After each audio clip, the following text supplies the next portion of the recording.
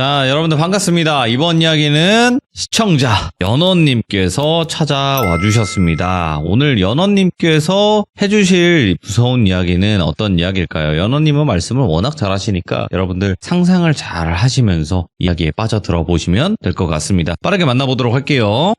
네, 오세요. 연원님 안녕하세요. 아, 오랜만입니다. 네, 아이고 오늘 이렇게 또 찾아와 주셔서 너무 바쁘셨으니까. 아, 네. 저번 주 시험 기간이었어가지고. 그렇죠. 네. 근데 아시잖아요. 시들문은 참여는 자유라는 거. 네네. 네, 항상 본업이 우선이라는 점 다시 한번 말씀을 드리고요. 일단은 오랜만에 찾아와 주셨는데 오늘 해주실 이야기도 귀신 이야기가 될 것 같아요. 네, 저는 거의 다 귀신 이야기니까. 그렇죠. 그래서 뭔가 이 귀신이라는 게 아무리 다 비슷비슷하게 목격하고 겪는다고 하더라도 다 다르더라고요. 맞아요. 그래서 본인도 겪기 따라 다르니까. 그쵸.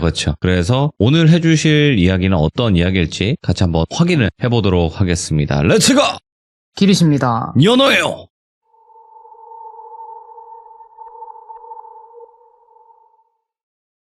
오늘은 제가 간만에 저희 어머니 이야기를 좀 해드리려고 하는데, 제가 여러 이야기들을 좀 들려드리긴 했었는데, 저는 그냥 어머니가 겪으신 일들에 비하면 저 정도는 그냥 세 발이 피겠구나 하는 생각을 하고 살고 있거든요. 오늘은 어머니가 그냥 겪으셨던 되게 짧은 이야기 하나를 간략하게 준비를 해봤는데, 저희는 모두가 다 처음이 있잖아요. 저도 예. 처음으로 귀신을 보게 된 날이 있었고, 그래서 어머니한테도 처음으로 눈에 보이면 안 되는 것을 보게 된 일이 있으셨는데, 그거랑 좀 관련된 이야기를 오늘 들려드리려고 해요. 저희 집안은 항상 설명드리다시피 어디서 흘러들어온 대물림인지 알 수가 없고, 어느 핏줄인지도 저희는 알 수가 없어요. 그냥 그 전 윗세대들이 그러셨는지도 물을 길이 이젠 없어가지고 알 수가 없는데, 적어도 증조 때부터 4대째 저희는 각자 정도는 좀 다르더라도 대대로 여자들이 보면 안 되는 걸 보면서 살아오고 있단 말이에요. 네. 저는 제가 처음으로 귀신 본 이야기를 옛날에 처음으로 시참할 때 들려드린 적이 있었는데, 저는 그렇게 무서운 이야기도 아니었었고, 제 딴에도 나이가 제가 많이 어렸었기 때문에 그렇게 충격이 크지는 않았었어요. 근데 어머니는 조금 다르셨던 게, 어머니는 처음 귀신을 본 게 초등학교 3학년 10살이었대요. 뭔가 어느 정도 제대로 된 인지 능력을 갖추고 있을 시기에 처음 보게 되셨던 건데, 그 귀신한테 굉장히 오랫동안 시달리셨대요. 그러면서 어머니가 그런 식으로 그냥 길 가다가 똥 빨듯이 잘못해서 뭐에 잘못 걸리면 이렇게 오랫동안 시달릴 수도 있다 하면서 이야기를 들려주셨는데, 때는 저희 어머니가 어리실 때니까 몇십 년 전에, 어머니는 제가 항상 얘기하듯이 고향이 제주도 분이시지만 유치원에 올라가실 때쯤에 육지로 넘어오셔서 터를 잡고 사셨어요. 근데 그래도 외가댁이 제주도다 보니까 어머니의 외할머니를 뵈러 자주 제주도를 왔다 갔다 하셨대요. 그래서 그 해에 그날도 외가댁에 방문하려고 외할머니랑 같이 부산 항에서 배를 타고 제주로 가셔서 제주 집을 가고 계셨는데, 택시를 탔는데 어머니가 속이 너무 안 좋으시더래요. 뭐 요즘처럼 포장길이 잘 돼 있는 것도 아니고 하니까 예. 길이 좀 우물렁거리기도 하고, 아까 배에서 먹은 게 좀 잘못됐나 싶어가지고 계속 창밖도 좀 보고 창문도 열어서 바람도 좀 쐬보고 하셨는데도 속이 안 나아지셔가지고, 네. 결국 그 기사님한테 양해를 좀 구하고 갓길에 차를 세웠대요. 차를 세우고 자꾸 속이 미직거리니까 그냥 토를 좀 한번 해버리자 하고 구석 어디 하수 근처에다가 토를 하셨대요. 막 몇 번을 개워내신 후에 몸이 좀 진정이 되셔갖고 다시 차를 타고 이렇게 택시 쪽으로 막 걸어가고 있었는데, 외할머니가 저 멀리서 택시 근처에서 택시 아저씨하고 뭔가 이야기를 하고 계셨었고, 어머니는 그런 어른들을 향해서 이렇게 막 걸어가고 있는데 뒤에서 갑자기 찰박찰박하고 되게 얕은 물을 튕구는 듯한 물장구 소리가 들리더래요.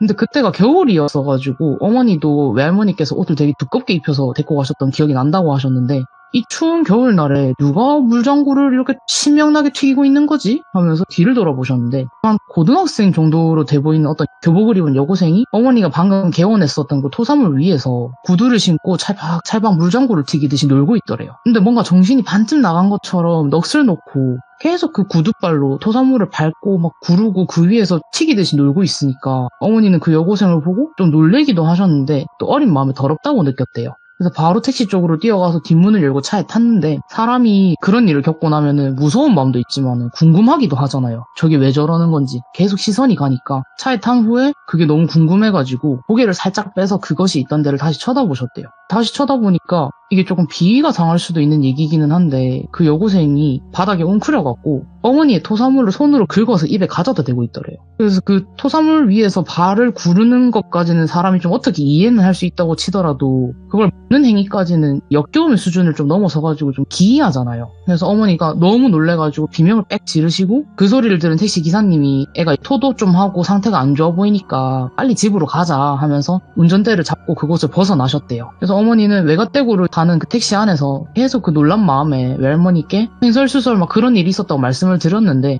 외할머니는 어머니가 뭔가 잘못 본 걸 거다 하면서 그냥 달래주시더래요. 근데 어머니 말로는 지금 생각해보면은 외할머니도 보신 적이 많으시니까 아마 내 딸이 귀신을 본 게 아니기를 바라는 마음에 그냥 계속 아니라고 하면서 달래준 것 같다라고 하면서 이야기를 이어나가셨는데 네. 아무튼 그렇게 택시는 외갓댁에 도착을 했고 어머니는 뭐 멀미를 했다거나 뭐 이상한 걸 본 그 일 때문에 막 너무 피곤해가지고 외증주 할머니께 그냥 간단하게 인사만 드리고 방에 들어가서 낮잠을 자려고 했대요. 근데 저희 그 제주 외갓댁이 안방이 구조가 좀 신기한 게 바닥은 되게 높게 돼 있고 창은 낮게 돼 있어가지고 바닥에 요를 깔고 누우면은 창밖이 좀 어느 정도 잘 보이는 구조예요. 그래서 창밖에 있는 닭집이랑 개집 보면서 그 개집 안에 있는 개도 보면서 잠이 들랑 말랑 하는데 잠깐 눈을 감았다가 뜨니까 깜빡 잠이 들었는지 눈을 뜨니까 마당에 있는 강아지가 목줄이 엄청 팽팽하게 잡아당겨져가지고 목살이 밀려나가고 있는데도 창문에 바짝 붙어서는 어머니한테 낑낑거리고 있더래요. 그래서 어머니가 누워있으니까 밖이 잘은 안 보이는데 그 예. 개집이 아래 위로 이렇게 들썩들썩거리는 게 눈에 들어오더래요. 개는 저희가 그 담벼락에 묶어놨었기 때문에 개집에 안 묶어놨는데 개집이 개가 밖에 나와있는데 왜 이렇게 들썩거리지? 하다가 다른 집 개가 사료를 뺏어 먹으려고 왔구나 해가지고 어머니가 창밖으로 소리를 지르려고 창문으로 딱 다가섰는데 어머니 눈에 그때 보이는 게 뭐였냐면 개집 밖으로 삐져나와 있는 교복 치마랑 다리가 눈에 보이더래요. 뭐야? 근데 그때 외가에서 키우던 개가 진돗개였어가지고 개가 좀 컸어서 그 개집이 큰 집이었는데 그 개집 안에 몸을 상반신만 집어넣고 어떤 사람이 들어가 있었던 거죠. 그래서 어머니는 순간 말문이 막혀서 비명도 안 나오더래요. 그냥 헉 하고 입이 막혀가지고 창문에 붙어서 낑낑거리는 개와 그 개집 속의 사람의 뒷모습을 번갈아 가면서 계속 보고 계셨었는데 그때 갑자기 외증주 할머니께서 갑자기 나오시더니 개는 줄을 잡아 당겨가지고 자리에 앉히시고 개집은 손으로 들어가지고 돌려서 담벼락 쪽을 보게 돌리시더래요. 개집 입구가. 집 안이 안 보이도록. 그러고는 어머니를 똘순이라고 제가 부르면 할머니께서 역정을 내시더래요. 똘순아 눈 감아 해가지고 외증주 할머니의 호통 때문에 눈을 감으니까 한참을 감고 기다리니까 외증주 할머니께서 방으로 들어오시더래요. 그러고는 저희 어머니를 이불로 싸서 안으시고 똘순아 이제 눈 떠도 된다 하는 소리에 어머니가 눈을 떠보니까 네. 그 외증주 할머니가 되게 그렁그렁한 눈빛으로 어머니를 보고 계시더래요. 그러고는 차분하게 설명을 해주시는데 우리 집안 사람들이 원래 좀 예민한 기질이 있다. 그래서 너가 방금 본 게 뭐고 그리고 앞으로 그런 걸 봤을 때는 어떻게 해야 된다라고 간략하게 설명을 좀 해주셨대요. 예. 너가 너무 어려서 이게 이해가 안 갈 수도 있겠지만은 일단은 할머니 말을 좀 들어줬으면 좋겠다 하면서 얘기를 해주셨는데 어머니는 그래도 그때 처음으로 느끼셨대요. 어머니도 할머니 설명이 없을 때도 아 내가 본 게 귀신이구나 어허. 라는 생각과 함께 그 아까 토사물을 먹던 그 여고생의 교복이랑 계집 안에서 그 삐져나와 있던 구두랑 치마가 똑같이 생겼다라는 걸 깨달으셨대요. 예. 그래서 외증주 할머니는 그 얘기도 말씀을 드리니까 원래 그런 것들이 갑자기 이 사람한테 이상한 포인트에 꽂히면 그렇게 쫓아와서 못 살게 군다. 그래서 무시하는 게 답이다 라고 하고는 넘어가셨대요. 그러고 그 다음날이 됐을 때부터 어머니는 그 여고생 귀신이 자꾸 보이기 시작을 하더래요. 간단하게는 뭐 장독대 쪽을 보다가 우물가를 보려고 시선이 옆으로 이동하면은 그 중간 시야에 잠깐 걸린다던가 아니면 아주 흐릿하게 보일 만큼 먼 발치에 서가지고 어머니를 지켜보고 있다던가 그런 식으로 계속 어머니 눈에 밟히더래요. 그 제주 외갓댁에서 지내는 동안에. 예. 그래서 어머니는 그게 너무 무서우니까 외할머니한테 좀 일정보다 빨리 돌아가자고 졸랐고 외할머니도 그 외증주 할머니께 또 들은 이야기도 있고 아이가 본 것도 있으니까 곧장 육지로 돌아가셨대요. 육지 가는 배편을 끊고 어머니를 데리고 육지로 돌아가셨는데 외증주 할머니께서 배웅을 해주시면서 해주시는 말씀이 저런 것들은 근데 바다를 못 건너니까 괜찮을 거다. 육지로만 돌아가면은 저게 안 보일 거다 하면서 어머니를 달래주셨대요. 네. 그래서 어머니는 그냥 그런 외증주 할머니 말씀을 믿고 배에 올라타셨고 그 귀신을 보게 된 시점 이후부터 다른 귀신들도 많이 보게 되시고 이상한 사건들도 많이 있으셨고 좀 충격적이게 생긴 것들을 어머니가 되게 많이 보셨대요. 어머니는 얼굴이 보이다 보니까. 그래서 점점 옛날에 봤던 그 귀신은 희석돼가지고 그냥 내가 태어나서 처음으로 봤던 귀신 정도로만 어머니 머릿속에 남아있었대요. 그런데 그렇게 시간이 몇 년이 흘러가지고 어머니가 중학생이 되셨는데 그 당시에 어떤 괴담이 좀 유행을 했었대요. 어떤 괴담이 유행을 했었냐면은 그 밤 12시에 입에 칼 물고 거울을 보면 그 거울 속에 미래의 남편이 비친다라는 괴담이 있었거든요. 알죠. 그래서 어머니 그 친구분이 그 미래 남편 찾기를 하고 싶으셨던 거예요. 예. 그래서 학교에서 경주로 수학여행을 갔는데 그 날에 가방에 과도를 챙겨서 갖고 왔더래요. 토지품 검사에서 어떻게 안 들켰는지는 모르겠는데 한밤중에 같이 방 쓰는 친구들한테 10명 정도 있는 방에서 그 괴담 얘기를 해주고 칼을 막 자랑을 하더래요. 어머니를 제외한 막 다른 여중생들은 그런 거 다 궁금하잖아요. 그리고 누가 총대 메고 해주겠다고 하니까 해봐라 하는 분위기가 형성이 되더래요. 근데 어머니는 그때쯤부터는 뭐 무속이든 귀신이든 그런 것들과 관련된 세상에 대해서 좀 공부를 해가지고 간략하게 알고 계셨었기 때문에 저게 다 헛짓이라는 걸 알고 계셨대요. 예. 근데 또 말리기는 좀 애매하고 혼자 이상한 사람은 되기 싫으니까 그냥 제일 구석에 앉아 계셨대요. 애들이 화장실 앞에 모여가지고 막 소리를 지르면서 12시 됐다 빨리 하자 하면서 웅성거리는 소리를 듣고 계셨었는데 12시가 되니까 그 괴담을 이행을 해야 되니까 애들이 방불을 다 끄더래요. 방불을 다 끄니까 순간적으로 눈앞이 캄캄해지면서 화장실 앞쪽에서 웅성거리는 소리만 들리기 시작을 하는데 어머니 귀에 좀 거슬리는 소리가 점점 들리기 시작을 하더래요. 뭐를 쩝쩝쩝거리면서 입맛을 다시는 듯한 그런 거슬리는 소리인데 입맛 다시는 소리가 그렇게 크지가 않잖아요. 예. 그렇게 큰 소리가 아닐 텐데도 이상하게 그 다른 친구들의 비명이라던가 웅성거림 속에서도 유독 그 소리만 크게 들리더래요. 그러면 그 쩝쩝거리는 소리가 왠지 모르겠는데 익숙한 느낌이 들면서 갑자기 그 옛날에 제주에서 봤던 그 귀신이 머릿속에 떠오르더래요. 근데 걔를 못 본 지가 5년에서 6년 정도가 벌써 흘렀고 그 후에도 어머니는 용기를 내서 제주도를 몇 번 가셨는데 제주도에 갔을 때도 못 보셨었대요. 그래서 그냥 에이 하면서 고개를 내저으셨는데 계속 그 쩝쩝거리는 소리가 들리다가 애들 비명소리가 갑자기 깍 들리더니 방불이 켜지고 애들끼리 그냥 아유 아무것도 없었다 별일 아니네 하면서 막 해산을 하는 분위기가 형성이 되는데 그 웅성거리는 친구들 사이에 다른 애들은 다 잠옷을 입고 있는데 교복을 입은 여자가 하나 서 있더래요. 그리고 그거를 자세히 보니까 얼굴 이목구비 하나하나가 보이는데 아직 중학생들이니까 좀 미성숙하잖아요. 그 미성숙한 친구들 사이에 되게 성숙하고 예쁘장하게 생긴 여자가 가운데 교복을 입고 서가지고는 어머니를 보면서 은은하게 웃고 있더래요. 그리고 어머니가 그거를 보자마자 든 생각이 그때 봤던 그거다 이 생각이 들더래요. 그래서 어머니가 좀 벙이 찌셔가지고 그걸 가만히 바라보다가 뭐 저런 거랑 눈이 마주치면 안 되니까 자꾸 시선을 떼려고 해도 그게 계속 시선을 끌더래요. 손을 젓는다던가 하는 식으로. 그러다가 다시 웅성거리는 친구들 틈 사이에서 사라졌대요. 그래서 어머니는 그냥 그날 다른 친구들이 거울에서 뭘 봤다 뭐 어쨌다 이런 얘기를 하는데도 하나도 귀에 안 들어오고 그게 어떻게 여기서 다시 나타났지? 라는 생각만 집에 갈 때까지 계속 하셨대요. 근데 어머니가 지금 생각하기로는 제가 예전에도 이거랑 비슷하게 말씀드린 적이 있는데 강령술은 일반인들은 실패할 수밖에 없는 주술이에요. 그 행위는 문제가 아니고 그 행위에 담긴 의미가 더 중요한 건데 뭐 귀신을 보고 싶다던가 만나고 싶다던가 뭐 대화를 하고 싶다 그런 생각 자체가 깃든 행위니까 끌어당길 수밖에 없고 관심을 끌 수밖에 없는데 어머니 말씀으로는 그 도시전설도 뭐 절차만 보면은 강령술의 일종인 것 같다고 하셨어요. 어쨌든 저쪽 세계에 사는 것들의 이목의에는 충분한 행위니까 아마도 내가 그렇게 보고 싶었구나 하면서 다시 나타난 게 아닐까 한다는 그런 생각을 하셨대요. 그때 당시에도. 그러고 그게 다시 나타난 후부터는 가끔 어머니 앞에 나타나서 웃으면서 바라보다가 사라지거나 갑자기 그냥 침대에 걸터 앉았는데 옆에 앉아있다던가 그런 식으로 가끔씩 나타나서 어머니를 놀래키셨대요. 근데 어머니는 뭐 발가벗고 다니는 귀신도 보신 적이 있으시고 한쪽 다리가 으깨진 것도 본 적이 있어서 딱히 이상한 짓을 한 적은 옛날에 있기는 해도 그냥 깔끔한 교복 차림에 어디 모난 데 없고 그냥 예쁘게 생긴 네가 낫다 싶어가지고 또 적응을 하셨대요. 그런데 그 어머니가 고등학생이 됐을 무렵쯤에 이제 그 귀신과 어머니가 동년배로 느껴지기 시작을 할 즈음 그게 그때 처음 어머니한테 말을 걸었대요. 근데 그게 뭐라고 말을 했었는지는 어머니도 지금 이상할 만큼 기억이 하나도 안 나신대요. 이 이야기를 어머니가 몇 살 때 시작된 일인지부터 해서 되게 정확하게 기억하고 계시는데도 그 귀신을 그려보라고 하시면 어머니가 미대를 나오셨기 때문에 되게 잘 그리실 수 있음에도 불구하고 손이 안 간대요. 그리려고 하면 생각이 안 나는데 그리지 않겠다고 마음을 먹으면 생각이 난대요.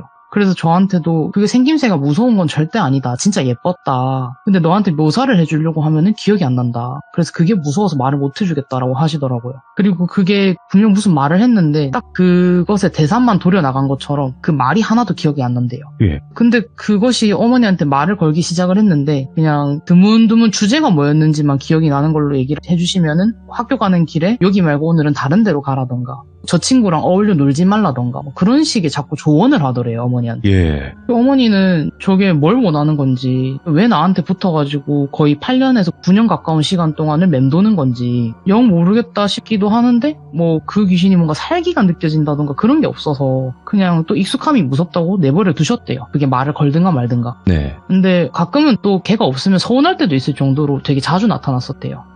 근데 어느 순간부터는 그것이 친구들하고 어머니가 막 떠들고 놀고 있으면은 그 사이에 앉아서 같이 웃고 있을 때도 있고 또 어떨 때는 집에서 가족끼리 막 식사를 하는데 테이블에 같이 앉아 있는 경우도 있고 점점 그게 어머니 일상에 녹아들듯이 그 어머니 주변 사람들 사이에 섞여 앉아 있더래요. 그래서 어머니가 그때부터는 약간 이게 점점 선을 넘네? 라는 생각을 하셨대요. 딱히 크게 뭘 하는 게 아니기는 했었어가지고 당시에 할아버지께서 좀 많이 아프셨어요. 그래서 외할머니를 좀 다른 일로 신경 쓰이게 하고 싶진 않아가지고 말씀을 안 하면서 그걸 가만히 지켜만 보셨대요. 점점 선을 넘는 모습들을. 그러다가 사달이 난 게 그날은 어머니가 몸이 갑자기 너무 안 좋아가지고 학교를 쉬고 방에 누워 있었는데 누가 방문을 열고 들어와서는 침대 끝에 이제 걸터 앉더래요. 그래서 어머니가 열기운에 눈을 반쯤만 뜨고 이렇게 쳐다보니까 그 여고생 귀신인데 평소에는 항상 은은한 미소를 띤 얼굴이었는데 그날은 무표정을 하고 어머니를 가만히 내려다보고 있더래요. 예. 그래서 어머니는 가뜩이나 아파 죽겠는데 이것까지 왜 연병을 하는 거지 하면서 짜증이 막 나시더래요. 그래서 귀찮은 나머지 그냥 가라는 제스처로 손을 휙휙 내저으셨는데 그게 어머니가 손을 휘두르니까 자기도 똑같이 따라서 손을 휘두르더래요. 그 어머니가 저게 왜 저러지? 하면서 얼굴을 찌푸리니까 똑같이 얼굴을 찌푸리더래요. 그 후에 뭐 어머니가 부스럭거린다던가 그것을 좀 더 자세하게 보려고 주변에 안경을 찾는다던가 하면서 몸을 움직일 때마다 어머니랑 똑같이 행동을 하더래요. 그러고는 한참을 어머니를 따라하다가 어머니 위에 갑자기 자기 몸을 포개듯이 누워버리더래요. 그게 어머니를 쑥 통과해서 지나가는 게 어머니가 느껴지셨는데 어머니가 너무 놀래가지고 몸을 일으켜서 침대 쪽을 바라보셨대요. 그러니까 어머니가 누워있던 자리에 그게 그대로 누워가지고 천장을 보고 베개를 베고 누워있더래요. 가만히 누워서 천장을 보고 있는 그 귀신을 어머니가 멍하게 바라보다가 갑자기 문득 드는 생각이 응? 근데 저게 언제부터 저렇게 생겼었지? 하는 생각이 들더래요. 어머니하고 좀 미묘하게 비슷하게 생겼더래요. 어머니가 말씀하시기를 옛날에는 그게 완전 미인상이라고 했었었는데 그게 어머니가 살짝 복코시거든요. 약간 복코 느낌으로 코도 퍼져 있고 뭔가 남들이 보기에는 자매인가 생각이 들 정도로 미묘하게 어머니랑 닮아 있더래요. 그래서 그때 어머니가 직감적으로 저게 왜 점점 나랑 비슷해져가지? 나랑 하는 행동도 닮았는데? 이 생각을 하다가 머리 안에 누가 정답을 말해준 것처럼 아, 제가 원하는 거는 나랑 똑같아지는 거구나. 이대로 가면은 내가 쟤한테 자리를 뺏길 수도 있겠구나 하는 생각이 갑자기 들더래요. 아무 이유 없이. 그래서 어머니는 바로 이제 할머니한테 가서 말씀을 드렸고 외할머니가 그 얘기를 들으시고 다른 가족분들한테 전화를 몇 통 돌리시더래요. 그러고는 어디 분이 알려주셔가지고 용한 무당집을 찾았다. 지체하지 말고 당장 가보자 해가지고 어머니랑 외할머니는 그 일이 있은 당일에 무당집을 가셨대요. 할머니랑 어머니를 태운 택시가 당집 근처에 닿으니까 이미 누가 마중을 나와 있더래요. 앳된 총각이 긴 코트를 입고 손을 모으고 문 앞에 서 있더니 어머니랑 할머니가 머뭇거리면서 인사를 드리니까 아무 말 없이 인사를 하고는 어머니랑 외할머니를 어떤 방으로 안내를 해주더래요. 근데 그 방은 들어가니까 아무것도 없는 한 3평이 조금 넘어 보이는 작은 방이었는데 어머니랑 외할머니가 그곳에 앉아서 거의 2시간을 기다리셨대요. 그걸 한참을 기다리니까 무복을 입은 어떤 여성분이 문을 열고 들어오시면서 많이 기다렸죠? 하면서 들어오더래요. 그래서 그분이 얘기는 이미 들어서 알고 있고 이것저것 비방칠 게 있어가지고 시간이 좀 오래 걸렸다 라고 하면서 어머니를 이렇게 바라보시더니 자기 방으로 가서 얘기를 하자 하더래요. 그래서 어머니랑 외할머니를 데리고 그분이 방 밖으로 나서셨는데 그 무당이 계속 가면서 먼 거리도 아닌데 계속 하늘이나 땅 같은 곳들을 두리번거리면서 걸어가더래요. 왜 저러는 거지? 싶어가지고 어머니가 한 번은 그 무당이 갑자기 딱 쳐다보는 것을 어머니도 쳐다봤는데 그 여고생이 담장 밖에 서 있더래요. 그래서 어머니는 다시 시선을 떼고 그 무당분이 머리를 틀어 올린 그 꼭지만 바라보면서 걸어가셨대요. 무당분을 따라서 방에 들어가니까 무당분이 어머니께 하시는 말씀이 밖에 있는 저거 좋은 거 아니라고 학생 키워서 잡아먹으려던 거라고 말을 하더래요. 아주 옛날에 학생이 저거를 처음 봤을 때 조치를 취했었으면 괜찮았을 텐데 저게 시간이 너무 지나가지고 간단하게는 끝날 수가 없다 하면서 근데 저거 물에 젖어 있는 거 보면은 원래 육지에 살던 애가 아니지? 라고 하더래요.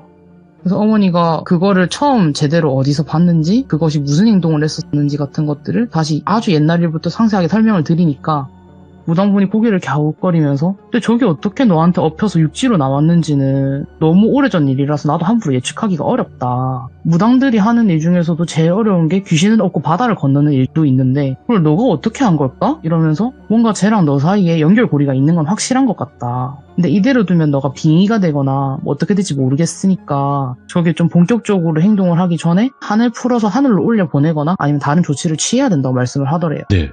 그래서 어머니는 외동딸이 좀 잘못될 수도 있다 하시니까 외할머니께서는 바로 굿을 해도 상관없다. 굿이라도 해달라 했고 무당분께서도 오케이를 하셔가지고 며칠이 지나고 간단한 굿을 치렀대요. 근데 어머니가 굿판은 자세히 묘사를 해주실 수가 없었던 게 이상하게 그 굿판에 있는 내내 온몸이 너무 아팠대요. 누가 살을 자꾸 떼서 가져가는 것처럼 살갗이 너무 아프고 어지러워가지고 굿판 내내 정신을 거의 반쯤 빼고 계셨는데 그 굿의 결과만 그래서 말씀을 드리면은 네. 굿이 반만 성공했대요. 오. 생각했던 것보다도 더 그 무당분 혼자서 힘으로 끝마치기에는 좀 어려운 부분들이 많이 있었대요. 저는 무속 언어를 몰라서 설명을 드릴 수 없지만 그래서 그 영이 하늘로 올라가는 일은 끝까지 거부를 했대요. 자기는 안 갈 거라고. 그래서 어머니한테서는 손을 털겠다라는 약조만 받아내고 굿이 끝이 났대요. 그리고 굿이 좀 일단락되고 어머니가 몸을 좀 추스리니까 무당분이 곧바로 어머니를 방으로 불러서 일러주셨는데 일단 내가 그것한테서 약조는 받아냈다. 근데 약조는 말이 좋아 약조지 깰 수 있는 것도 약조다. 되도록이면 준비되는 대로 잠시 외국에 나가 있는 게 좋을 것 같다. 내가 잠시 그 귀신하고 너 사이에 있던 그 이상한 인연은 약조를 통해서 끊어뒀으니까 너가 이번에는 바다를 건널 때 저게 너한테 엎혀서 따라가지 못할 거다. 근데 자기랑 너가 액면가가 비슷해지기를 기다린 것 같다고. 그 이유는 알 수가 없다고. 저게 왜 자기랑 니랑 나이가 같아지기를 바랬었는지. 예. 그래도 일단은 한번 떠나면은 적어도 24살이 되기 전에는 한국 땅으로 돌아오지 말라고 하더래요.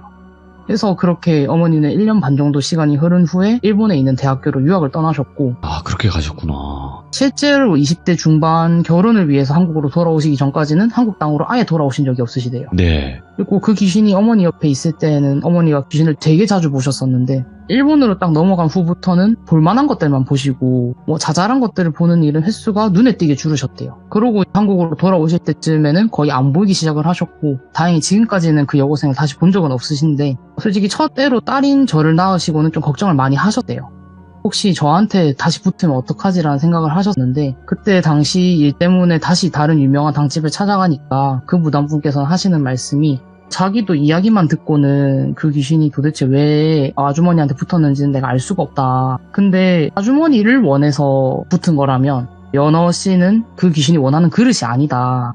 연어는 어머니한테서 예민한 끼만 물려받았고 나머지는 아버지를 빼다 박았기 때문에 어머니랑 닮은 구석이 아무것도 없어서 괜찮을 거라고 하면서 어머니가 좀 안심을 하셨고 제가 네. 그 24살이 넘었기 때문에 어머니께서 좀 더 안심하시고 이 얘기를 해주셨거든요. 그렇게 어머니가 처음으로 귀신을 보신 이야기를 해주셨습니다. 야, 이거 시간이 조금만 더 지체됐어도 큰일 났을 수도 있겠다라는 생각이 드네요. 네, 그때가 어머니가 한 18이었는데 예. 19, 20이었으면 또 오. 어떻게 됐을지 모르겠다고 하시더라고요. 와, 근데 굉장히 섬뜩한 이런 귀신류가 있구나 라는 네, 생각이 들어요. 저희가 네. 많은 분들을 뵙지는 하지만 두 분을 뵙잖아요. 그 두 분은 도대체 어떤 형태의 귀신인지 모르겠다고 원하는 게 그러니까. 뭔지도 모르겠고 그래서 그런 부류의 귀신도 있구나. 제주도 쪽이어서 더 모르겠다고 하시기도 하시더라고요. 섬에 사는 귀신이다 보니까 오래됐을 수도 있다고. 그리고 그런 얘기도 있잖아요. 제주도 쪽의 귀신이 좀 세다. 아 맞아요. 오. 특히 제주도의 여자 예. 귀신이 진짜 세다고. 세다고 저도 알고는 있어서 야, 이거는 뭐 정확한 거는 모르겠지만 도대체 뭐였을까로도 남는 그런 이야기였던 네. 것 같아요. 오늘 연어님께서 이야기 집중을 너무나 잘하게끔 하시니까 연어님에게 오늘 또 수업 잘 들었다 이렇게 또 말씀드리고 싶어요. 예. 아유 감사합니다. 네, 너무 감사드리고 다음번에 또 다른 이야기로 찾아와 주실 거라 믿습니다. 감사합니다. 네 감사합니다. 네. 자, 아직 연어님의 이야기를 안 들어보신 분들도 분명히 계실 겁니다. 참여하신 기간이 그렇게 긴 분이 아니기 때문에. 그래서 돌비 연어라고 검색하시고 첫 번째 이야기부터 쭉 한번 들어보시는 게 어떨까 생각을 합니다. 여러분들 많은 응원 부탁드리도록 하겠습니다. 감사합니다.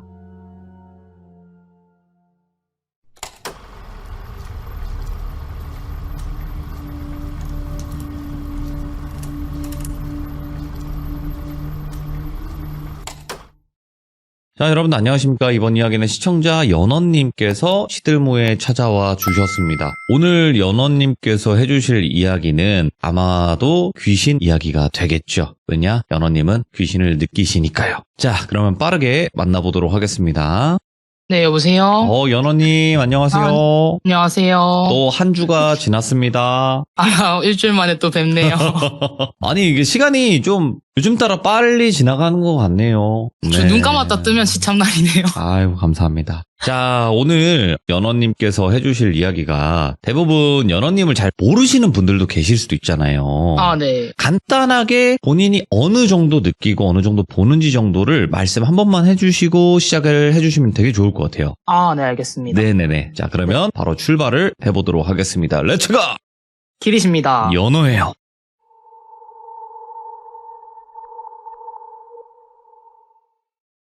저는 중학교 때까지는 진짜 많이 봤었어요. 아마 이게 영안인가 싶을 정도로 정말 많이 봤었었는데. 그건 영안이라 생각합니다. 네. 네, 아마 일반인들은 못 보죠. 네, 한시적으로는 아마 잠시 그 정도로 트였던 게 아닐까 싶을 정도로 많이 봤었는데, 저는 시간이 지나면 지날수록 안 보이기 시작을 해서 요즘 들어서는 여기는 진짜 딱 나오겠다 싶은 공간을 가거나 아니면 한 달에 한 번 내지 두 번 정도? 그냥 제가 확실하게 저거는 귀신이다 인식을 하는 건 한 번 내지 두 번. 그 외에 제가 모르는 것들도 있을 수도 있겠지만 저는 그 정도로 조금 보는 편이고 오히려 기운을 요새는 더 많이 타요. 어떤 공간에 갔었을 때 여기는 들어가면 안 되겠다라던가 네. 여기는 분명히 있겠다라던가 그런 것들을 좀 많이 느끼는 편이고. 그러면 저 한 네. 가지 이거는 그냥 네. 번외로 궁금한 건데, 그러니까 원래 느끼시던 분들이 안 느끼시니까 시들모에 대부분 참여를 하세요. 네. 근데 시들모에 참여하면 다시 보이고 느끼기 시작한다라는 얘기가 있는데 그건 어떻게 생각하세요? 안 그래도 오늘 그 얘기 해드리려고 했는데. 아무래도 근데 예. 귀신 얘기를 하다 보면 이게 옆에서 듣는 경우가 있거든요, 진짜로. 아니요, 들어요. 들어요. 전 듣는다 생각합니다. 예. 맞습니다. 집에서 하면 좀 덜한데 바깥이나 안 익숙한 공간은 좀 그런 것들이 더 많이 있거든요. 오늘 그거랑 관련된 얘기도 안 그래도 하나 준비를 했었어가지고. 알겠습니다. 자, 그러면 빠르게 한번 들어보도록 할게요. 오늘은 제가 두 개를 준비해 왔는데 오늘은 악마에 대한 이야기 하나랑 아까 말씀드렸던 그 시들모 이야기 하나 이렇게 두 개를 들려드리려고 하는데 예. 네, 오늘은 확실하게 악마 이야기일 거라서 종교적인 이야기가 좀 많이 나올 거라 가지고. 오이구, 예. 네, 근데 제가 이게 전문적으로 공부한 사람이 아니기 때문에 좀 틀린 부분이 많을 수도 있고 또 뭔가 어떤 제가 가지고 있는 이 종교에 대해서 뭔가 설파를 하기 위해서 얘기를 하는 건 아니라는 건 알아주셨으면 좋겠고. 네. 제가 예전에 이야기를 들려드리던 중에 흘리듯이 한번 말씀드렸던 적이 있는데 저희 어머니 친구분 중에 한 분이 현재는 그 일을 안 하시는데 예전에는 부마를 하는 의식의 보조사제로 일하셨던 분이 계세요. 예. 저는 굉장히 어렸을 때부터 뵀던 분이셔서 저는 그분을 삼촌이라고 부를 건데 예. 저희 어머니의 초등학교 때부터 친구분이시고 어머니가 당연히 처음 삼촌을 만나셨을 때는 삼촌은 사제의 꿈은 가지고 있지 않은 그냥 평범한 학생이셨대요. 종교도 그때 당시는 천주교가 아니셨었고. 네. 근데 그렇게 삼촌은 공부를 하시고 어머니랑 같은 대학교를 가게 되셨었는데 처음에는 한국에서 그 당시에 1학년 때 신병이 오셨대요. 그 집안이 굉장히 독실한 기독교 집안이셨었고 네.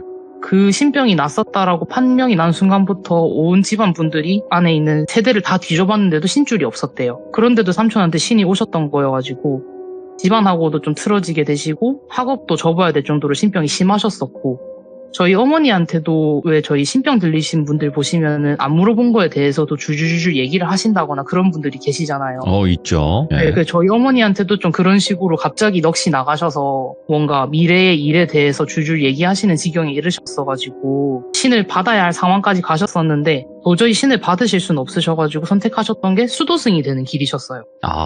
그래서 삼촌은 가족들하고는 완전히 틀어지시게 됐었기 때문에 저랑 제 동생을 정말 친조카처럼 생각하셨거든요. 네. 그래서 성당 일로 외국 같은 데 갔다 오시면은 사제분들은 보조금이 나오긴 하시는데 그게 정말 얼마 안 나와요. 근데 그 돈을 털어서라도 제 다이어리도 사주시고 지갑도 사주시는 그런 삼촌이신데 네. 삼촌이 한 3년 전인가에 한번 시간을 내서 저랑 저희 어머니를 보러 부산에 오셨던 적이 있으셨어요. 그래서 그때 제가 삼촌을 오랜만에 만났으니까 이 얘기 저 얘기 들려드리다 보니까 이 얘기를 제가 해드렸었는데 이 이야기 속에 그때는 제가 고등학교 때였어요. 당시에는 제가 하얀색 강아지를 키우던 때였었는데 어느 날은 그냥 제가 방에서 공부를 하고 있었는데 저희 집 강아지가 갑자기 방으로 뛰어들어오더라고요. 당시 제 방 구조가 제가 그때 앉아 있었던 책상 바로 제 등 뒤 왼편에 옷장이 하나 있었는데 네. 그 옷장을 향해서 강아지가 갑자기 뜬금없이 미친 듯이 짖기 시작을 하는 거예요. 근데 이 강아지가 평소에도 좀 경계성 지짐이 있던 애였어가지고 처음에는 아파트 복도에 누가 돌아다니는 소음 때문에 저러는 건가 생각을 했는데 한 2분가량을 제가 하지 말라고 소리도 쳐보고 달래도 보고 해도 쉬지 않고 짖고 으르렁거리는 거예요. 근데 그 짖음이 향하는 방향이 너무 확실하게 제 옷장을 향해서 짖고 있더라고요. 그래서 상황이 조금 당황스러우니까 제가 그 상황을 파악을 하느라고 멍하니 계속 보고 있었는데 잠깐 옷장 쪽을 살짝 보니까 방금 전까지만 해도 옷장 문이 닫혀 있었는데 옷장 문이 엄청 활짝 열려 있는 거예요. 근데 제가 책상에 앉아 있었기 때문에 옷장 안은 보이지가 않아가지고 옷장 문이 열린 것만 보여서 그 안에 뭐가 있는지는 제가 알 수가 없는 거예요. 예. 근데 분명히 강아지가 들어오기 전에는 옷장 문이 닫혀 있었던 게 확실한 게 저는 제가 좀 느끼는 편이고 보는 편이다 보니까 그런 것들에 좀 예민해요. 그래서 그 옷 같은 거 보고도 놀래기가 싫어가지고 항상 옷장 같은 것들이나 문을 좀 꼼꼼하게 닫는 버릇이 있어서 분명히 닫아둔 옷장인데 저게 왜 열렸지? 하면서 닫아뒀는데 열린 옷장과 앞에서 짖고 있는 강아지 같은 상황을 보니까 좀 누가 봐도 일반적인 경우는 아니겠구나 싶은 거예요.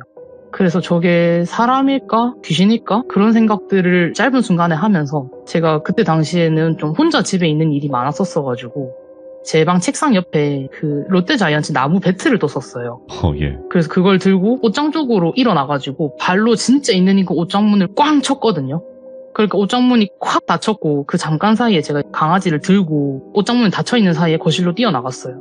그리고 방망이를 들고 방 쪽을 가만히 쳐다보고 있었는데 강아지는 계속 으르렁거리는데도 방 안이 너무 조용한 거예요. 근데 사람이 만약에 진짜로 옷장 안에 있었다면 제가 발로 찬 순간에 달려 나오거나 아니면 뭔가 어떤 소리라도 날 법도 한데 집안이 정말로 저희 강아지 으르렁거리는 소리를 빼고는 기묘할 만큼 조용한 거예요. 네.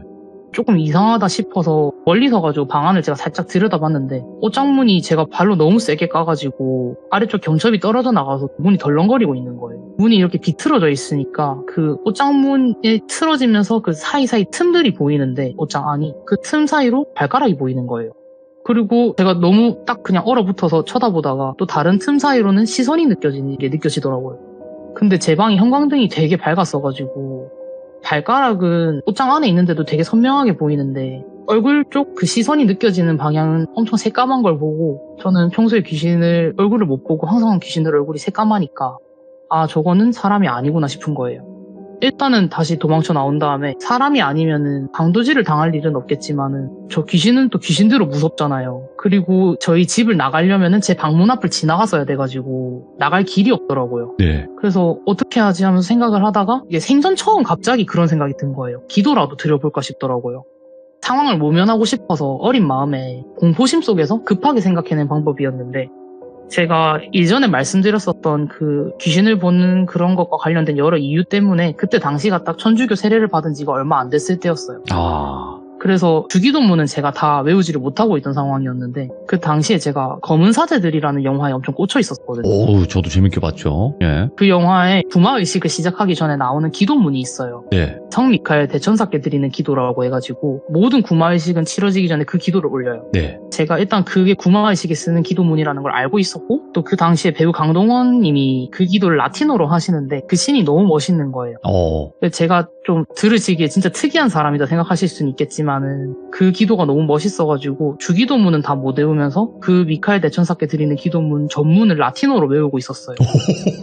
잠깐만. 오. 그래서 이 기도문은 악마와 싸울 때 저희를 지켜달라는 기도문이니까 주기도문보다 더 세지 않을까라는 생각이 들어가지고 예. 제가 지금도 전 부분은 기억을 하는데 상테 미카엘 아르칸젤레 데 펜데노스 임프렐리오 콘트라네 퀴지엄 예 인시디아스 디아볼리 에스토 프레시디움이라고 하면서 방 전체에 다 울리게 큰 소리로 기도문을 외웠었어요. 예.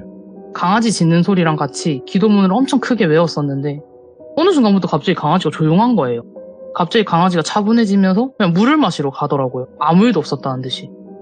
이제 괜찮은 건가 하면서 한 번 더 저는 방금 말씀드렸던 그 기도문을 한 번 더 크게 외우고 다시 제 방을 살짝 보니까 옷장문이 그새 다 떨어져가지고 덜렁거리는데 옷장 안에는 옷 외에는 아무것도 없는 거예요. 그래서 솔직히 무서우니까 그 후에도 부모님이 오시기 전까지는 방에 못 들어갔었는데 그래도 당시에는 와 기도가 진짜 통하는구나 뭐 그런 생각들을 하면서 엄청 신기해하고 좀 저한테는 특이한 경험이었거든요. 예.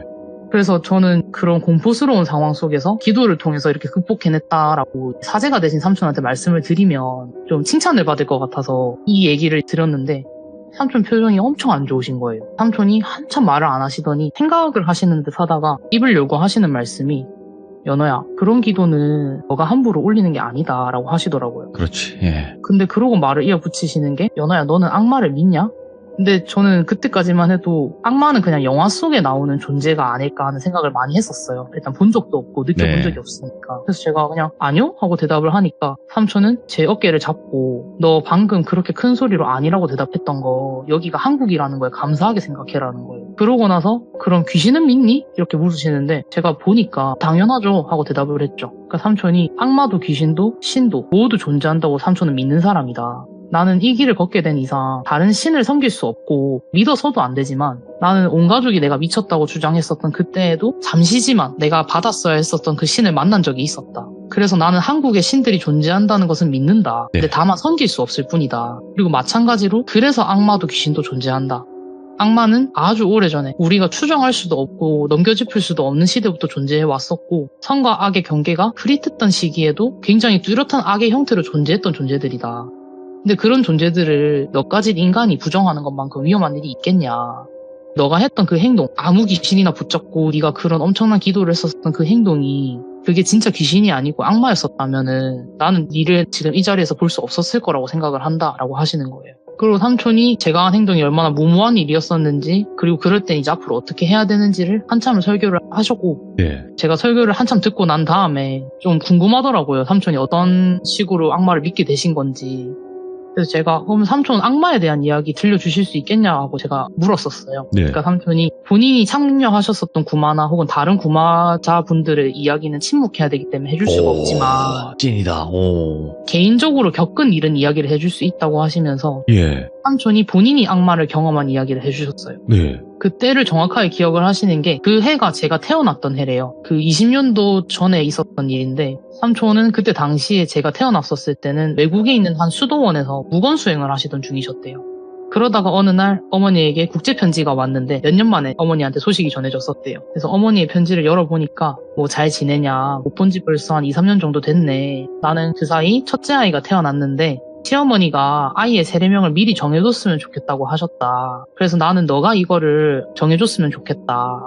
그러고 뭐 너도 한국으로 돌아왔을 때 시간이 나면은 세례명과 함께 우리 딸을 보러 와주면 좋겠다. 뭐 건강하게 지내라. 이런 식으로 편지를 어머니가 보내셨었대요, 삼촌한테. 근데 삼촌은 그 편지를 읽고 오래된 친한 친구의 아이 소식도 기쁘셨고 또 아이의 세례명을 골라줄 생각에 되게 신이 나셨었대요. 그래서 세례명을 뭘 해주면 좋을까? 우리 연어한테 어떤 세례명을 지어주는 게 제일 예쁠까 같은 그런 생각들을 하시면서 무건수행 중이시기 때문에 침묵 기도를 올리시고 방으로 돌아가셨대요, 한밤중에.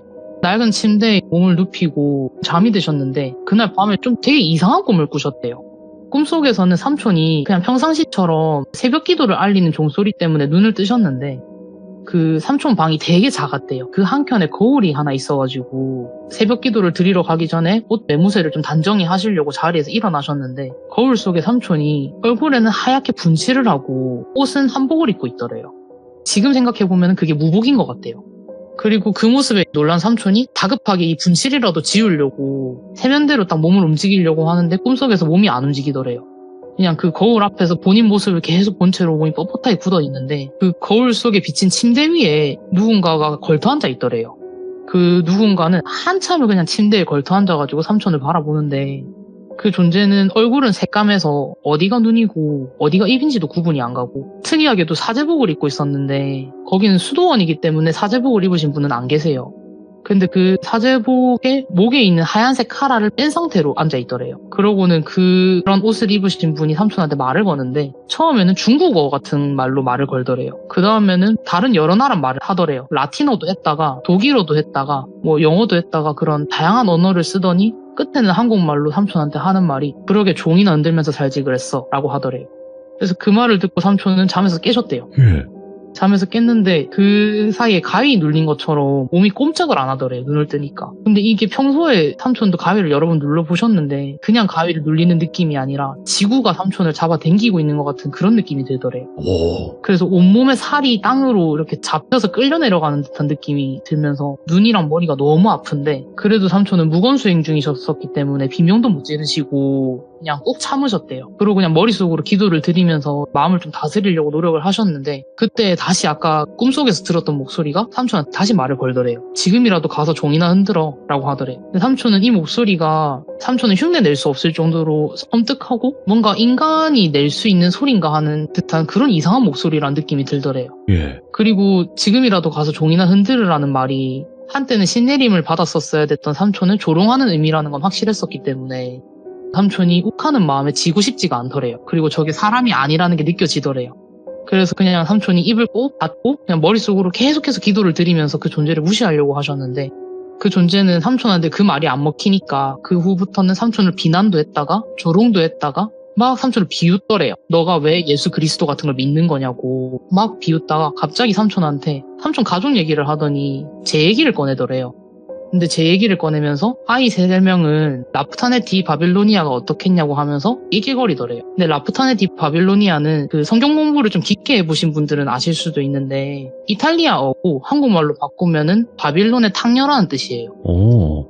악을 상징하는 여러 이름들 중에 하나인 거거든요. 그래서 이거는 세례명으로 쓸 수가 없고 사람한테 써서는 안 되는 말이에요. 그래서 삼촌이 저 존재가 내가 아까 낮에 했었던 생각까지 읽었구나라는 생각이 들더래요. 그러면서부터 삼촌이 겁이 나기 시작을 했는데 그 존재가 삼촌이 겁을 먹은 걸 눈치를 챘는지 그때부터는 삼촌이 가지고 있는 남한테는 말하기 싫은 비밀들부터 고해실에서 본인이 지은 죄를 고해하면서 썼던 말들까지 삼촌의 귓가에다가 막 읊기 시작을 하더래요. 그거랑 한참을 삼촌이 거의 몇 시간을 실랑이를 하시다가 날이 밝아서 기상시간 알리는 종이 딱 울리자마자 가위 같은 그것에서 풀려나셨대요. 그래서 자리에서 일어나서 바로 거울부터 확인을 하셨는데 거울 속에는 분칠을 안 한 그냥 원래의 삼촌 모습이 그대로인데 밤새 그 입술을 너무 꽉 물어가지고 아랫입술이 다 찢어지고 터져 있더래. 근데 삼촌은 지난밤에 있었던 일이 너무 기묘하니까 그 수도승 중에서도 되게 연세가 많으신 분한테 찾아가가지고 필담으로 이런 일이 있었다라고 전달을 드리니까 네. 그분이 삼촌한테 잘했다라는 말을 하시더래요. 잘 참았다고. 근데 자기가 확실하게 생각을 하는 건지는 모르겠지만 감히 말하자면 너가 지난밤에 본 게 우리가 항상 성경에서 경계하라고 하는 그것일 것이다. 그것은 처음에는 너 꿈처럼 그렇게 가볍게 다가온다. 그리고 조금이라도 현혹되는 순간에 우리 속에 들어와서 몸을 갉아먹고 마음을 갉아먹고 우리를 찢고 잡아먹는다. 그래서 너는 지난밤에 그렇게 큰 싸움을 한 건 아니지만은 어쨌든 그것과 싸워서 이긴 거다.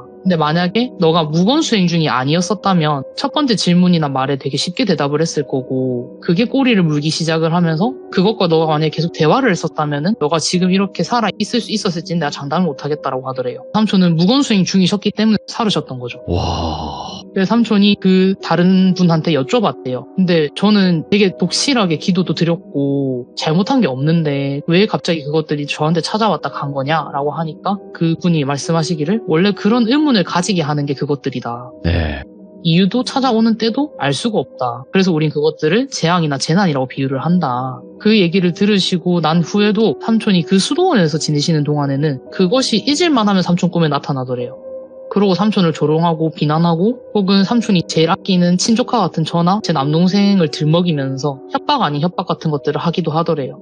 삼촌은 그 싸움 속에서 어떤 계기를 얻으셔가지고 이런 것들에 대해서 공부를 하다가 구마의식을 보조하는 보조사제가 되셨던 건데 몇 번 구마의식에 참여도 하셨었대요. 한국에서도 네. 참여를 하셨었고 외국에서도 참여를 하셨었는데 의식과 관련된 일들은 침묵하셔야 돼가지고 더 말해주진 않으셨는데 제가 좀 이 이야기를 듣다가 맨 마지막에 삼촌이 하신 말 중에 기억이 좀 남았던 게 삼촌이 마지막에 연어야 내가 왜 네 세례명을 못 지어줬는지 알아? 라고 하시더라고요. 예. 그래서 저는 삼촌한테 세례명을 못 받았어요. 그래서 제가 뭔데? 하고 물어보니까 내가 봤었었던 그것이 너가 존재한다는 걸 알았기 때문이야. 그래서 나는 내 머릿속에 너 이름을 안 남기고 싶어서 너 이름도 내가 안 지어줬고 난 지금도 그래서 네 세 명을 모르고 앞으로도 모를 거라고 하시면서 이야기를 끝마쳐 주셨습니다. 아니, 이 구마사제분들의 이야기는 간간히 나오잖아요? 근데 네. 지금처럼 연어님이 말씀하신 것처럼 함구해야 되는 게 맞아요. 침묵을 해야 되는 게. 네, 그래서 그러니까 너무 개인사회는 비밀스럽게 움직이니까. 네, 함부로 해주실 수도 없고 그렇죠. 제 주변에 그런 일이 있다고 해서 도와주실 수도 없다고 하시더라고요. 근데 저는 이렇게는 들어왔거든요. 연어님처럼 세례받은 지 얼마 안 되신 분들, 그리고 네. 이제 신부님이 되는 과정 속에서 이런 시험이라고 해야 되나? 그런 네. 악마들이 이렇게 타겟팅을 해서 그걸 흔들어 놓으려고 한다라는 얘기를 들어본 적은 있거든요. 네, 제일 현혹하기 쉬울 때 현혹시켜놔야 된다고. 네, 안 그러면 네. 너무 깊게 그 종교에 들어가게 되면 자기가 홀릴 사람이 한 명 또 사라지는 거니까. 그쵸. 본인의 세상에 데리고 갈 수 있는 사람이 없어지는 거니까. 그렇죠. 예. 그래서 조심해야 된다고. 예, 대부분 그렇다고 하더라고요. 네, 아마 그래서 삼촌도 보셨을 수도 있는 게 아닐까 하고 제가 그냥 감히 추측을 해보는. 야, 저도 검은 사제들을 되게 감명 깊게 봤지만 거기서 강동원 그분이 보조 사제인 거잖아요. 네, 그쵸. 그분은 신부님이 네. 아니시기 때문에. 아, 저도 그 대사가 생각이 나네요. 사람의 아들아, 그 대사 있잖아요. 아, 그들의 말을 뭐 듣고 떨지도 말고 모습을 보고 두려워하지도 마라. 이게 참 감명 깊게 기억에 남던 그런 대사였는데. 자, 그러면 두 번째 이야기는 어떤 이야기가 될까요? 두 번째 이야기는 좀 그때 당시에 저는 좀 무서웠었는데 귀조님들이 들으시기엔 좀 웃길 수도 있는 그런 일이었어요. 오? 예? 근데 귀신과 관련된 이야기는 맞아요. 네. 그냥 밖에서 귀신 얘기 잘못하면은 이런 일도 있을 수도 있다 하면서 좀 경고성으로 그냥 들려드리는 이야기인데 네. 이게 저번 주에 있었던 일이에요. 저번 주에 제가 시참을 수요일에 했었잖아요. 그 시참한 직후에 1시간 안에 일어난 일이었거든요. 제가 밖에 돌아다니면서 귀신 얘기를 하는 걸 진짜 싫어해요. 꺼려하는 편이고 저는 극단적으로 다 차단하는 스타일이어서 밖에서는 라디오도 안 듣거든요. 영화도 안 보고.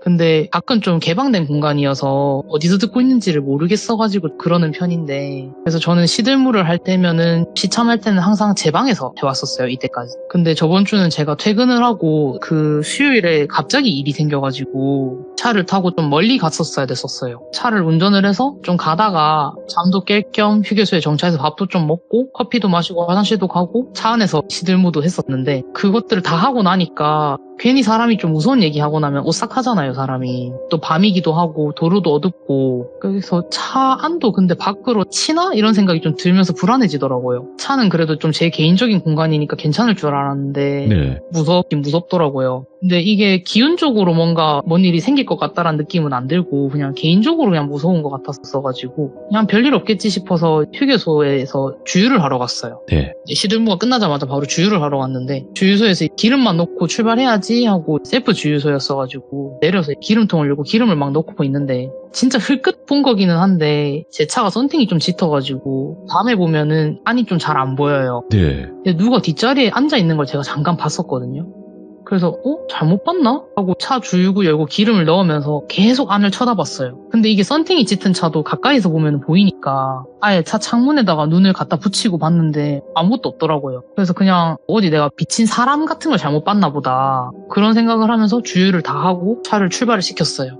한참 운전을 하면서 가고 있는데 이 뒤통수 쪽 머리카락이 계속 서는 거예요. 계속해서 뒤에서 그 좀 찝찝한 느낌이 들면서 좀 쎄한데 생각을 하는데 이게 문제가 뭐였냐면은 제 차는 그 백미러에 거울 대신에 후방 카메라가 달려 있어요. 그래서 주행 중에도 항상 후방 카메라가 켜져 있기 때문에 그 차 뒷좌석을 제가 거울로 볼 수가 없어요. 그러고 또 운전 중이니까 고개를 돌려서 뒤를 볼 수도 없으니까 이 사람이 미치겠는 거예요. 네. 그래서 뒤에서 계속 저를 쳐다보는 느낌이 분명히 드는데 이거 어떡하지 하는데 계속 신경을 쓰이니까 이러다가 사고 나겠다 싶은 거예요. 그래가지고 그냥 다음에 휴게소든 졸음쉼터든 나오면은 잠깐 차를 세웠다가 가야겠다. 내가 무서운 얘기 그거 조금 했다고 또 그새를 못 참고 차에 탔는가 보다. 그런 생각 같은 것들을 하면서 사실은 무서우니까 또 고속도로인데도 불구하고 제가 창문도 열고 노래 들으면서 달렸거든요.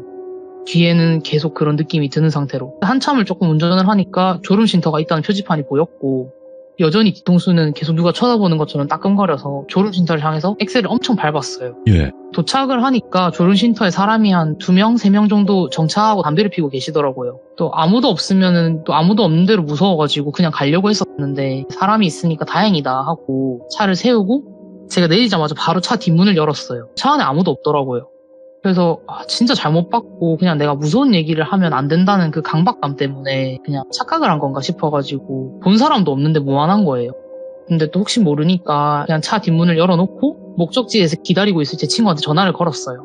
나 뭐 차에 문제가 좀 생겨서 잠깐 정차했다 갈 거라서 한 10분 늦을 것 같다. 뭐 어디 카페 같은 데 들어가 있어 하면서 이런 얘기를 하면서 잠깐 정신이 팔렸었는데 제가 전화를 하면은 걷는 습관이 있어가지고 네. 차에서 조금 멀리 떨어져 있었거든요. 걷다 보니까. 그러다가 제가 뒤를 딱 돌아봤는데 제가 평소에는 일부러 그런 존재들을 선명하게 보는 게 싫어가지고 안경을 벗고 다녀요. 시력이 안 좋아도. 근데 운전 중이었어서 제가 안경을 끼고 있었거든요. 그날은. 네.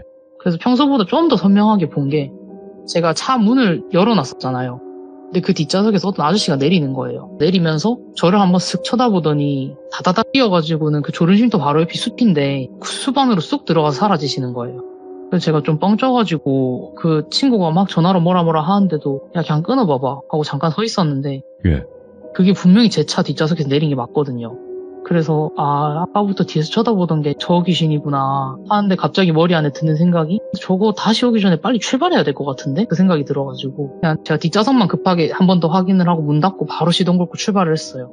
그러고 나서부터는 그 뒷좌석에 시선감이 좀 안 느껴져가지고 진짜 타고 있었네 생각을 하면서 운전을 마저 했는데 그날 제가 그 고속도로 위에서 다른 것도 하나 더 봤거든요. 그래가지고 네네. 그 뒷자리 귀신은 귀신 얘기 들으러 왔다가 차에 잘못 타가지고 저한테 한 20분가량 납치당해 오신 영가분이신데 예. 다른 하나는 그 귀신이 제 차에서 내리시고 한참 또 목적지까지는 거리가 많이 남았었가지고 운전을 해서 가고 있었는데 한참 캄캄한 고속도로를 운전하다 보니까 저기 멀리에 고속도로 다녀보신 분들은 아실 텐데 사람 모양 표지판 있잖아요. 공사할 때 쓰는 그 표지판이 한밤중에 더 있더라고요.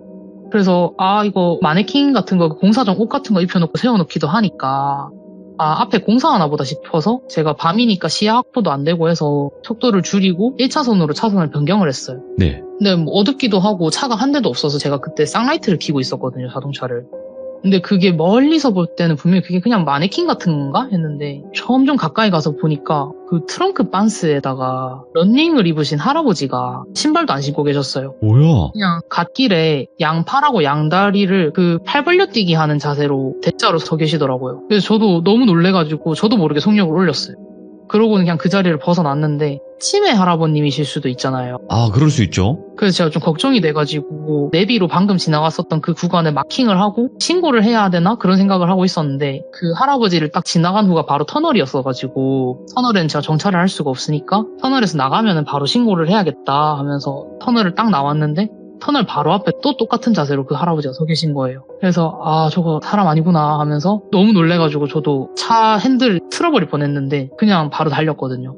근데 사람이 혹시나라는 게 있으니까 집에 가자마자 블랙박스를 돌려봤어요. 친구를 만나자마자 네 노트북 좀 갖고 와봐 해서 이렇게 돌려봤는데 그 터널 전에도 터널 후에도 그냥 저 혼자서 호들갑 떠는 모습만 찍혀있고 아무것도 안 찍혀있더라고요. 그래서 그냥 이거 귀신 얘기 한번 밖에서 잘못했다가 한번 오늘 또 밤에 기운 잘못 타가지고 그렇게 봤구나 하면서 저는 저번 주에 그냥 그 일을 넘어갔었는데 아이고야.